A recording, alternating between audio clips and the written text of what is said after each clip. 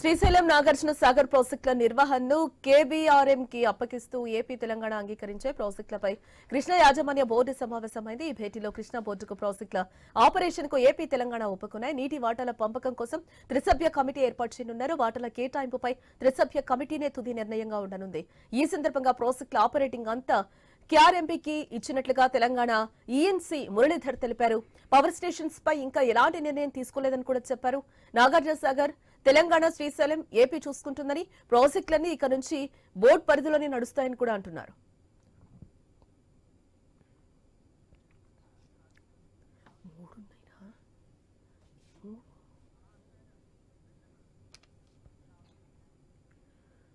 తమ డిమాండ్లపై కేంద్రానికి లేఖలు రాసినట్లుగా ఈఎన్సీ మురళీధర్ తెలిపారు.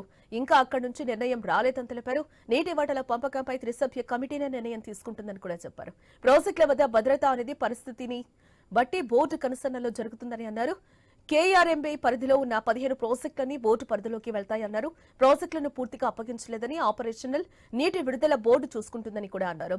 సిఆర్పీఎఫ్ సైతం కృష్ణా బోర్డు పరిధిలోనే ఉంటాయంటున్నారు. ఇక ఇదే అంశానికి సంబంధించిన మరింత సమాచారం మా బ్యూరో చీఫ్ రాజు అందిస్తారు. రాజు, శ్రీశైలం సాగర్ ప్రాజెక్టుల నిర్వహణ కేఆర్ఎంబీకి అప్పగించినట్లుగా తెలుస్తోంది. దీనికి సంబంధించిన పూర్తి డీటెయిల్స్.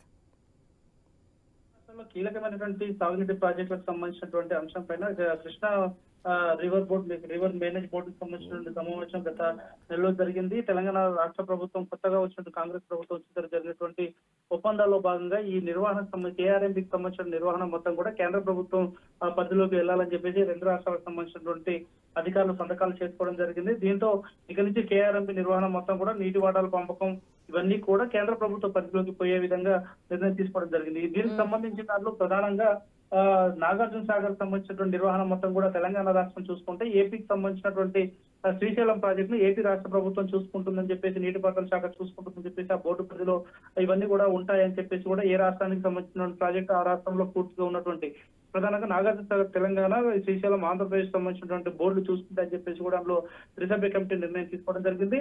అయితే ఇప్పటికే కేంద్రానికి సంబంధించినటువంటి అంశాలపైన ఈ తెలంగాణ రాష్ట్రానికి సంబంధించిన ఈఎన్సీ మురళీధర్ కొన్ని డిమాండ్ల పైన లేఖ కూడా రాశారు. అక్కడి నుంచి ఇంకా క్లారిఫికేషన్స్ రావాల్సి ఉందని చెప్పేసి కూడా చెప్పడం జరిగింది. కేఆర్ఎంబీ పరిధిలో ఉన్నటువంటి దానికి అనుసంధానమైన ప్రాజెక్టులు 15 రకాల ప్రాజెక్టులు బోర్డు పరిధిలోకి వెళ్తున్నాయని చెప్పేసి, ఆ ప్రాజెక్టులకు సంబంధించినటువంటి ప్రాజెక్టులు ఇంకా పూర్తిగా తమకు అప్పచెప్పలేదు కాబట్టి ఆపరేషనల్ నీటి విడుదల బోర్డు చూసుకుంటుందని చెప్పేసి అన్నారు.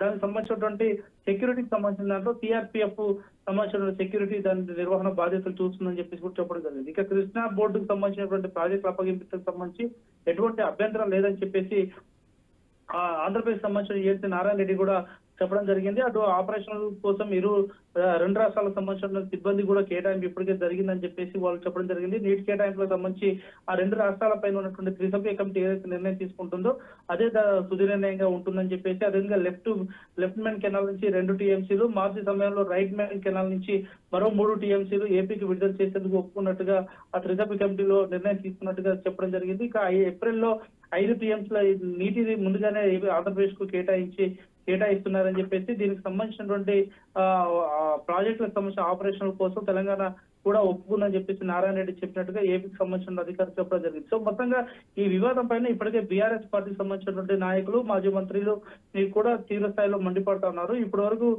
కేఆర్ఎంబీ పైన పూర్తిగా రెండు రాష్ట్రాలు, స్థానిక రాష్ట్రాలకు సంబంధించినటువంటి పెత్తనం ఉంటే, ఇప్పుడు కేంద్రం పరిధిలోకి వెళ్ళింది కాంగ్రెస్ అధికారంలోకి వచ్చిన తర్వాత. దీని ద్వారా ఇక సమస్య పరిష్కారానికి ప్రతిసారి ఢిల్లీ చుట్టూ తిరగాల్సినటువంటి గట్టెదురు ఏర్పడుతుందని చెప్పేసి కూడా వాళ్ళు ఆవేదన వ్యక్తం చేయడం జరిగింది. ఇటువంటి తెలంగాణ రాష్ట్ర ప్రయోజనాలకు నీటి వాటాలు అన్యాయం జరిగితే తాము సహించేది లేదని చెప్పేసి కూడా బీఆర్ఎస్ ఇప్పటికే హెచ్చరించినటువంటి పరిస్థితి ఉంది. అంటే నీటి నిర్వహణ అవుట్లెట్స్ బోర్డుకు అప్పగింత అంటే ఏంటి రాజు? అక్కడ నీటి పంపకాలకు సంబంధించి కావచ్చు, విద్యుత్ ఉత్పత్తికి సంబంధించినటువంటి కేటాయింపులకు సంబంధించి కావచ్చు, నిర్వహణకు సంబంధించి వచ్చినటువంటి అంటే డెడ్ స్టోరేజ్ పైన ఉన్నటువంటి వాటిని ఏ కాలంలో ఏ పంటకి ఎంత నీటి విడుదల చేయాలి, ఎంత స్టోరేజ్ నిల్వ చేయాలనేది ఒక మేనేజ్మెంట్ బోర్డు ఉంటుంది. ఆ బోర్డుకు సంబంధించిన దాంట్లో గతంలోనే అటు నాగార్జున సాగర్ వెనకాల ఉన్నటువంటి కొన్ని ప్రాజెక్టులకు సంబంధించి అటు పులిచింతల కింద కావచ్చు, ఇటు పైన పోతిరెడ్డిపాడు పైన కావచ్చు, రాజశేఖర రెడ్డి హయాంలోనే కొన్ని కాలువలు అక్రమంగా తీసి ఆయా రాష్ట్రాలకు కేటాయించిన నీటిని కాకుండా అదనంగా ఆయా రాష్ట్రాలకు సంబంధించిన అధికారులు నీటిని దొంగిలించారని చెప్పేసి పెద్ద ఎత్తున ఆరోపణలు, గొడవలు కూడా జరిగినాయి. దానిపైన రాజోలి బండ వివాదం కూడా నెలకొన్నటువంటి పరిస్థితులు. సో ఈ అన్ని సమస్యలు నిత్యం వివాదాలమయమైనటువంటి నేపథ్యంలో ఈ సమస్యల పరిష్కారానికి కృష్ణా రివర్ మేనేజ్మెంట్ బోర్డు ఏదైతే కృష్ణా నది తెలంగాణ రాష్ట్రం నుంచి ఆంధ్రప్రదేశ్ వరకు ఎంత పరివాహకం అయితే పారుతుందో ఆ పారుతున్నటువంటి కాలువల నిర్వహణకు సంబంధించిన అంశాలన్నీ కూడా ఈ బోర్డు పరిధిలో ఉంటాయి. ఒక మేనేజ్మెంట్ సిస్టమ్ కింద తీసుకురావడం జరిగింది. సో నీటి కేటాయింపులు కావచ్చు, వచ్చినటువంటి స్టోరేజ్, అవుట్ ఫ్లో, ఇన్ఫ్లోకి సంబంధించినటువంటి వాటర్ సామర్థ్యాలు ఏవైతే ఉన్నాయో వాటిని తెలంగాణకి ఎంత ఉండాలి, ఆంధ్రప్రదేశ్కి ఎంత ఉండాలి అనేటువంటి కోణంలోనే చూసే మేనేజ్మెంట్ నిర్వహించేది. సో వచ్చినటువంటి వాటిని నీటిని ఆయకట్టలకు సంబంధించినటువంటి సాగు విస్తీర్ణాన్ని దృష్టిలో పెట్టుకొని పంపకాలు చేస్తే నీటిని విడుదల చేయడం జరుగుతూ ఉంది. అది నిర్వహణకు సంబంధించినటువంటి నీటి వనరుల నిర్వహణకు సంబంధించినటువంటి మేనేజ్మెంట్. దీనికి కొన్ని పారామీటర్స్ ఉంటాయి. తెలంగాణ రాష్ట్రంలో ఎంత పరివాహకం పారుతా ఉంది, ఆ పరివాహకం కింద ఉన్నటువంటి ఆయకట్ట ఎంత సాగు అవుతా ఉంది, అదేవిధంగా తాగునీరు అవసరాలు ఎంత మేరకు అవసరం ఉందో, అదేవిధంగా విద్యుత్ ఉత్పత్తి, జల విద్యుత్ ఉత్పత్తికి సంబంధించి ఎంత మేరకు అవసరం అనేటువంటి అంశాలపైన కూడా ఈ మేనేజ్మెంట్ బోర్డు ఎప్పుడు ఒక పర్యవేక్షణ చేస్తాము. సో ఇటువంటి నిర్వహణ ఈ స్థానికంగా జరిగే ఏదైనా చిన్న చిన్న వివాదాలు జరిగిన అవసరాలను బట్టి ఆంధ్రప్రదేశ్ లో బాగా కరువు వచ్చి అక్కడ నీళ్ళు అవసరం ఉంటే మానవత్వంతో తెలంగాణ రాష్ట్ర ప్రభుత్వం కూడా గతంలో విడుదల చేసినటువంటి సందర్భం ఉంది.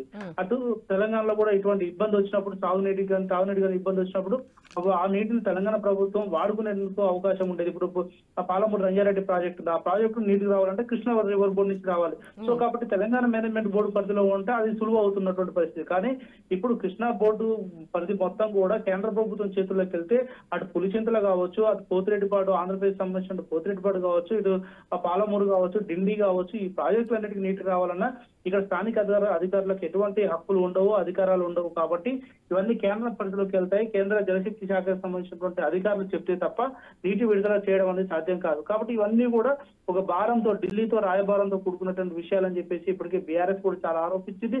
అసలు తెలంగాణ సెంటిమెంట్ ముడిపడినటువంటి అంశాన్ని వాళ్ళు ఢిల్లీకి తాకట్టు పెట్టారని కూడా ఆరోపిస్తున్నటువంటి పరిస్థితి ఉంది. Right Raja, thanks for the update.